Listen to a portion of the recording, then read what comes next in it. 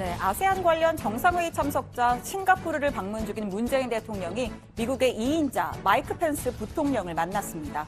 중간선거 이후 트럼프 대통령의 대북 정책에 대한 미국 내 견제가 본격화된 시점에서 향후 북미 협상에 향배를 가늠할 아주 중요한 자리였습니다. 문 대통령은 북한을 대화로 이끈 건 한미동맹의 힘이라면서 한반도 평화를 위해 남북, 북미 관계가 함께 발전해야 한다고 이야기했습니다. 김정은 위원장도 트럼프 대통령이 아니었으면 불가능했을 것이라면서 감사를 표했습니다.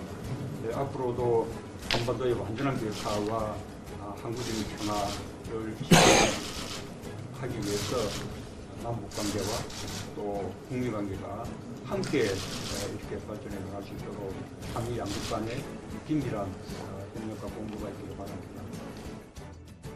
네, 펜스 부통령도 트럼프 대통령 역시 큰 감사를 표했다고 화답했습니다. 이어서 앞으로도 북한이 더 많고 중요한 조치를 취함으로써 우리가 가진 공동의 목표를 궁극적으로 달성할 수 있길 기대한다고 덧붙였는데요. CBID를 위해 할 일이 많이 남아있다고도 이야기했습니다. But much work remains, and I look forward to discussing with you the plans for another summit between the President and Chairman Kim. And how we can work even more closely together in the days ahead to ensure peace and security come at last to the Korean Peninsula. 네, 면담은 약 35분간 이뤄졌습니다. 청와대는 굳건한 한미동맹이 항구적 평화를 만들어 나가는 핵심 동력이라 평가하고 앞으로도 긴밀한 협력을 계속해 나가기로 했다고 밝혔습니다. 관심이 쏠렸던 대북 제재 완화에 대해선 별다른 언급이 없었다고 했습니다. 자, 아시다시피 펜스 부통령은 트럼프 행정부 내 대표적인 대북 강경파 인사입니다. CBID를 강조하고 북한의 후속 조치를 촉구한 것, 미국 내 강경파의 입장을 대변한 것이란 분석이 나오는데요. 자, 펜스 부통령은 그간의 북미 협상 국면에서 지대한 입김을 행사했습니다. 북미 정상회담 전 최대 위기 상황도 그와 연관이 되어 있는데요. 지난 5월 펜스 부통령은 북한이 리비아와 같은 끝을 볼 수 있다고 압박했고 북한은 펜스 부통령을 향해서 무지몽매 또 아둔한 얼뜨기라고 맞받았습니다.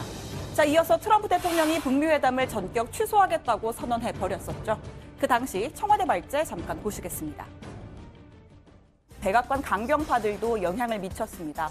취소를 논의하는 테이블엔 펜스 부통령, 폼페이오 국무장관, 존 켈리 비서실장과 존 볼턴 보좌관 등 소수의 고위 관리만 참여했다고 하는데요. 이 중 강경파 주장에 귀를 기울인 트럼프 대통령이 결국 판을 깨기로 결정했다는 겁니다. 네, 문재인 대통령 어제 러시아 푸틴 대통령과의 만남에선 북한의 비핵화를 촉진하기 위한 대북 제재 완화 필요성에 대해서 공감대를 이뤘습니다. 평소에 지각대장으로 유명한 푸틴 대통령은 회담장에 먼저 나와서 문 대통령을 기다리는 모습도 보였습니다.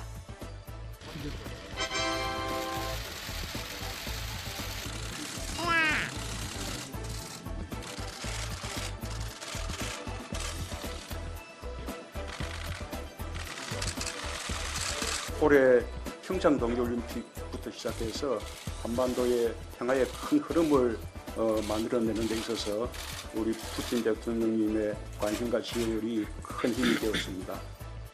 Мы активно работаем на международной арене, в том числе по разрешению главного вопроса, самого чувствительного, по разрешению северокорейской ядерной проблемы. 네, 청와대에 따르면 푸틴 대통령은 북한의 비핵화 조처에 진전이 있다면 그에 상응하는 조처가 뒤따라야 한다는 점을 피력했고요. 문 대통령은 북한이 조금 더 과감하게 비핵화 조처를 취할 수 있도록 러시아가 적극적인 역할을 해줄 것을 당부했다고 합니다. 자, 반대로 펜스 부통령, 문 대통령에 앞서 일본 아베 총리를 만났습니다. 완전한 비핵화까지 제재는 유지된다면서 한러와는 온도차를 보였습니다. The pressure campaign will continue. The sanctions will remain in full force until we achieve the final, fully verified denuclearization of North Korea.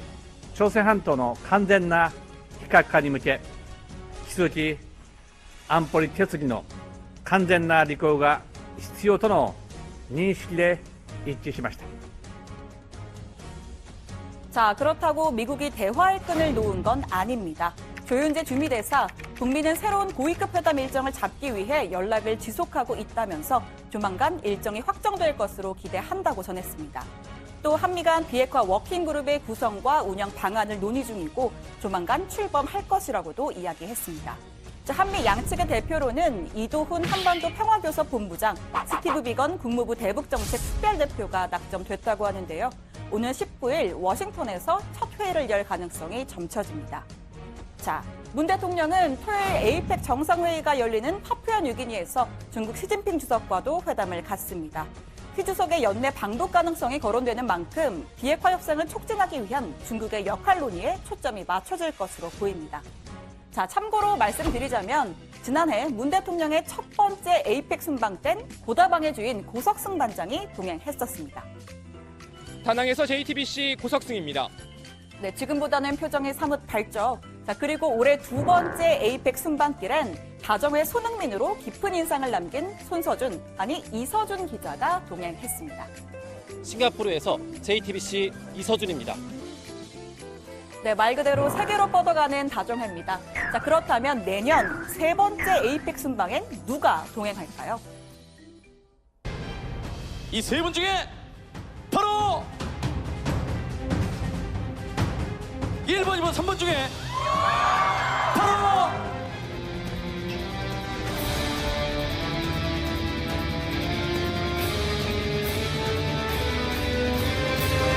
3번입니다. 3번입니다. 네, 부장 감사히 다녀오겠습니다.